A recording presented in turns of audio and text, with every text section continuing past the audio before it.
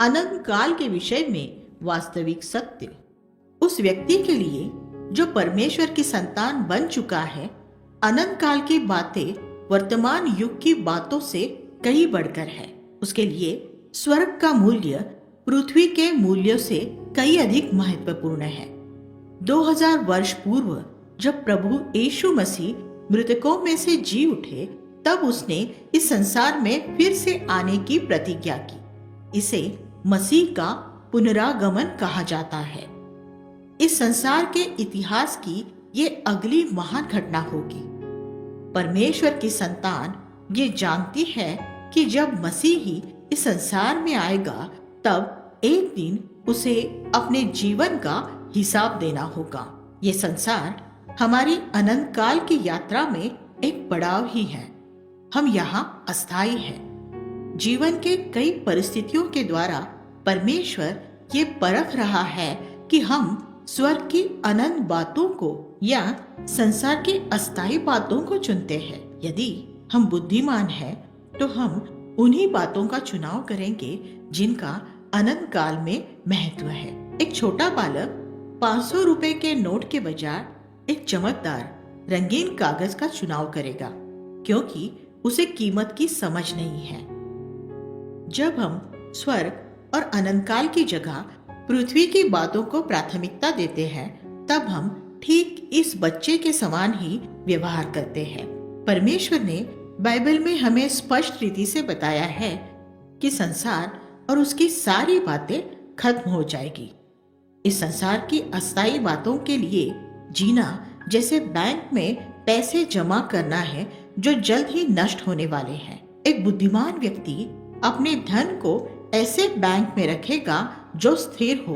उसी प्रकार जो बुद्धिमान है वो अनंत काल की महत्वपूर्ण बातों के लिए ही जिएगा, अर्थात वे बातें जो हमारे चरित्र से संबंधित है, जैसे पवित्रता, प्रेम, अच्छाई, क्षमा, नम्रता आदि, जिन्हें हम संसार छोड़ते समय साथ ले जाएंगे। बाइबल हमें बताती है कि उन लोगों का अंत बहुत बुरा होने वाला है जो अपने पापों के विषय पश्चाताप किए बिना ही मर जाते हैं। और जैसे मनुष्यों के लिए एक ही बार मरना और उसके बाद न्याय का होना नियुक्त किया गया है। इब्रानियों 9:27। एक व्यक्ति जब मर जाता है, उसे बदलने का कोई मौका नहीं रहता। परमेश्वर भी ऐसे व्यक्ति को नहीं बदल सकता, क्योंकि वह व्यक्ति की इच्छा के विरुद्ध उसे नहीं बदलता। ये तभी संभव है जब हम इस पृथ्वी पर रहते हुए ही बदलने की इच्छा रखते हैं। आने वाले समय में हर एक व्यक्ति जो कभी इस पृथ्वी पर रहा था, मृतकों में से जिलाया जाएगा, जीवित किया जाएगा। वह परमेश्वर को उसके जीवन का लेखा देगा।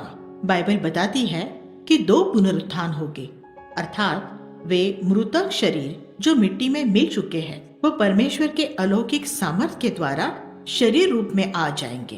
पहला पुनरुत्थान उनके लिए होगा जो धर्मी है, जिन्होंने मसीह को ग्रहण किया और पापों की क्षमा प्राप्त की, और वे जो संसार में रहते हुए परमेश्वर की संतान बन गए। दूसरा पुनरुत्थान उनके लिए होगा जो पापों की क्षमा प्राप्त किए बिना ही मर गए, जिन्होंने मसीह को अपना उद्धारकर्ता और प्रभु नहीं स्वीकारा है।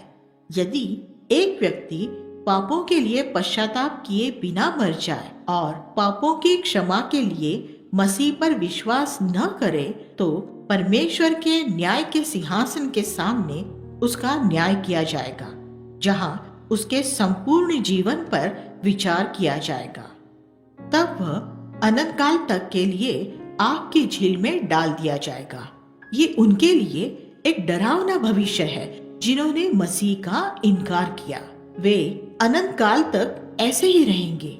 वह उनके लिए जो मसीह का इनकार करते हैं, ये एक डरावना भविष्य होगा जो अनंतकालीन होगा। वह शैतान जिसने संसार में सभी मनुष्यों को भरमाया और लोगों को पाप की ओर ले गया, वह भी सर्वप्रथम आग की झील में डाला जाएगा।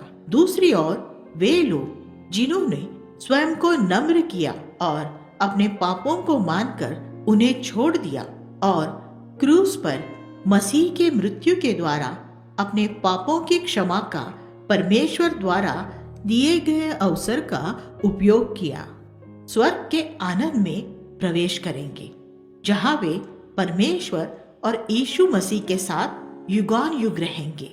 स्वर्ग एक ऐसी पवित्र, शांति और आनंद की जगह है जहां स्वर्गदूत और मनुष्य जाति में से वे सब लोग जिन्हें पापों की क्षमा मिली है परमेश्वर की स्तुति करेंगे और भिन्न तरीकों से अनंत काल तक उसकी सेवा करते रहेंगे। ये हमारे उन प्रियजनों से मिलने का आनंदमय स्थान होगा जो इस पृथ्वी पर हमसे पहले मर गए, परमेश्वर की संतान और यीशु को उद्धार करता विश्वास करके मर गए। परमेश्वर की सच्ची संतान उस महिमामय दिन की बाट जोता है जब वह परमेश्वर के साथ हमेशा के लिए होगा। अब जब आप वास्तविक सत्य को जान गए हो तो आपकी क्या प्रतिक्रिया होगी? क्या आपने प्रभु यीशु मसीह से वह प्रार्थना की कि वह आपके पापों को माफ करे और आपको परमेश्वर की संतान बनाए? वह प्रार्थना करने का अवसर अभी है जब परमेश्वर आपके हृदय से बातचीत कर रहा है। हमसे कोई भी ये नहीं कह सकता कि हम कब मरेंगे और इस पृथ्वी को छोड़ जाएंगे। उससे पहले कि वह दिन आए, इस बात को सुनिश्चित करें आपको पापों की क्षमा मिल चुकी है और आप परमेश्वर से मिलने को तैयार हैं।